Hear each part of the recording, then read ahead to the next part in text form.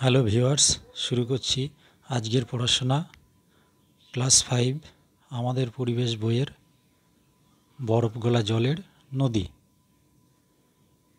ঈশানের মামাবাড়ি নদিয়া জেলায়, সেখানে অনেক নদী। গঙ্গা খুব চওড়া, তাছাড়া জলঙ্গি, মাথাভাঙা, চূর্ণী, ইছামতিও রয়েছে। তাহলে ঈশানের মামাবাড়ি নদিয়া জেলায় কোন কোন নদী রয়েছে? না, জলঙ্গি, মাথাভাঙা, চূর্ণী, ইছামতি এইসব নদীগুলো নদিয়া জেলায় রয়েছে। মামা বলেছিলেন গঙ্গা হলো নিত্যবহ নদী, অর্থাৎ সবসময় বয়ে যায়, সারা বছর জল থাকে। তাহলে এখান থেকে প্রশ্ন হবে যে নিত্যবহ নদী কাকে বলে? একটি নিত্যবহ নদীর নাম বলো। কাকে বলে? না, সারা বছর জল থাকে এবং সবসময় বয়ে চলে যে নদী, সেই নদীকে বলবো নিত্যবহ নদী। গঙ্গা হচ্ছে একটা নিত্যবহ নদীর নাম। একথা শুনে স্যার বললেন, পর্বতের মাথায় বরফ গলে গঙ্গার জল আসে।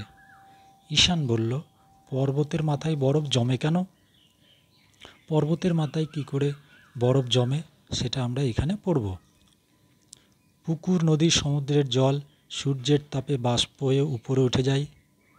উপরের বাতাস ঠান্ডা, তাই সেই বাষ্প জমে জল হয়। পর্বতের মাথায় ঠান্ডা বেশি বলে তুষারপাত হয়। তুষার জমে বরফ হয়ে যায়। সূর্যের তাপে কিছুটা বরফ গলে জল হয়ে খাড়া পর্বতের ঢাল বেয়ে নেমে আসে। এই রকম অনেকগুলো ছোট ছোট জলধারা মিশে বড় নিত্যবহ নদী তৈরি করে। জলপাইগুড়ি জেলায় তিস্তাকে যেমন দেখায়। তাহলে পর্বতের মাথায় কি করে বরফ জমছে? না, পুকুর, নদী, সমুদ্রের জল এগুলো সূর্যের তাপে বাষ্প হয়ে উপরে উঠে যাচ্ছে। তারপর উপরে উঠে গিয়ে শীতল বাতাসের সংস্পর্শে এসে ওই জলীয় বাষ্প প্রথমে ক্ষুদ্র ক্ষুদ্র জলকণায় পরিণত হয়। তারপর ওই পর্বতের মাথায় ঠান্ডা খুব বেশি হয়, সেই জন্য সেখানে ওই ক্ষুদ্র ক্ষুদ্র জলকণাগুলি তুষারপাত ঘটায়। তারপর পর্বতের মাথায় ওই তুষার জমেই বরফ তৈরি হয়। আচ্ছা, এভাবেই কি গঙ্গাও তৈরি হয়েছে? হ্যাঁ, এভাবেই হয়েছে। তবে গঙ্গা অনেক দূর থেকে আসছে। উত্তরাখণ্ড রাজ্যের গঙ্গোত্রী হিমবাহের গোমুখ গুহা থেকে এর শুরু। উত্তরপ্রদেশ, বিহারের মধ্য দিয়ে এসে পশ্চিমবঙ্গের মুর্শিদাবাদ জেলায় ঢুকেছে। তারপর দুটো ভাগ হয়ে গেছে। বেশি চওড়া ধারাটা চলে গেছে বাংলাদেশের ভেতর দিয়ে, তার নাম পদ্মা। আর অন্য ধারা পশ্চিমবঙ্গের ভেতর দিয়ে গেছে।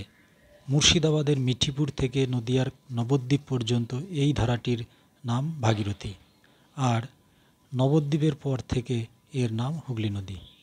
এই ভাগীরথী হুগলি নদী ডায়মন্ড হারবার, হলদিয়া পেরিয়ে আরও দক্ষিণে গিয়ে বঙ্গোপসাগরে পড়েছে।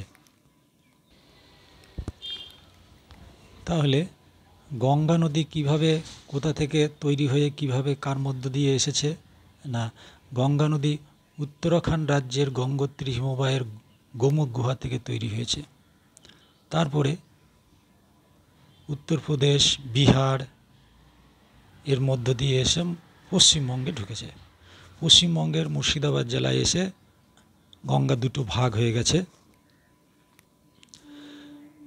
বেশি চওড়া যে ধারাটা, সেটা বাংলাদেশের ভেতর দিয়ে গিয়ে পদ্মা নামে বয়ে গেছে এবং শেষ পর্যন্ত বঙ্গোপসাগরে মিশেছে। আর অন্য যে ধারাটা, সেটা পশ্চিমবঙ্গের ভেতর দিয়ে গেছে, পশ্চিমবঙ্গের ভেতর দিয়ে এসে বয়ে গিয়ে এটাও দক্ষিণে একেবারে বঙ্গোপসাগরে মিশেছে।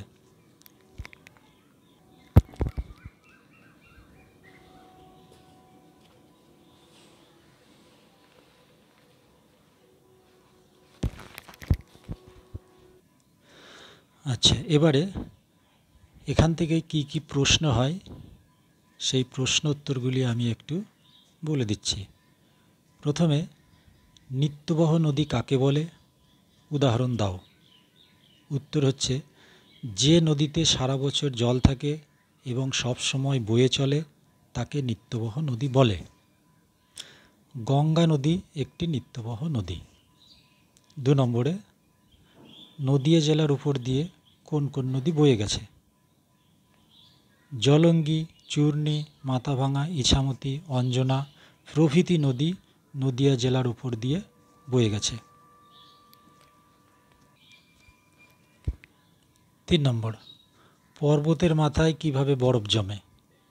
উত্তর হচ্ছে পুকুর, নদী, সমুদ্রের জল সূর্যের তাপে বাষ্প হয়ে উপরে উঠে যায়। উপরের শীতল বাতাসের সংস্পর্শে এসে ওই জলীয় বাষ্প প্রথমে ক্ষুদ্র ক্ষুদ্র জলকণায় পরিণত হয়। পর্বতের মাথায় ঠান্ডা বেশি, তাই ওই ক্ষুদ্র ক্ষুদ্র জলকণাগুলি তুষার হয়ে পর্বতের মাথায় পড়ে।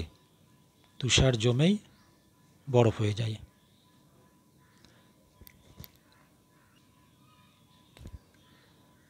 4 নম্বর হচ্ছে গঙ্গা নদীর গতিপথ বর্ণনা করো। গঙ্গা নদীর গতিপথ খুবই গুরুত্বপূর্ণ, বিভিন্ন ক্লাসে অনেক সময় এসে থাকে, এটা তোমরা ভালো করে প্র্যাকটিস করবে। গঙ্গা নদীর উৎপত্তিস্থল উত্তরাখণ্ড রাজ্যের কুমায়ুন হিমালয়ের গঙ্গোত্রী হিমবাহের গোমুখ গুহা। এরপর উত্তরপ্রদেশ এবং বিহারের মধ্য দিয়ে প্রবাহিত হয়ে পশ্চিমবঙ্গে প্রবেশ করেছে। পশ্চিমবঙ্গের মুর্শিদাবাদ জেলার ধুলিয়ানের কাছে গঙ্গা 2টি শাখায় বিভক্ত হয়েছে। প্রধান শাখা পদ্মা নামে বাংলাদেশের মধ্য দিয়ে প্রবাহিত হয়ে বঙ্গোপসাগরে পড়েছে। অন্য শাখা ভাগীরথী নামে পশ্চিমবঙ্গের ভিতর দিয়ে প্রবাহিত হয়ে বঙ্গোপসাগরে পতিত হয়েছে। নবদ্বীপের পর থেকে এই নদীরই নাম হুগলি নদী। 5 নম্বর, কয়েকটি বরফ গলা জলের নদীর নাম লেখো।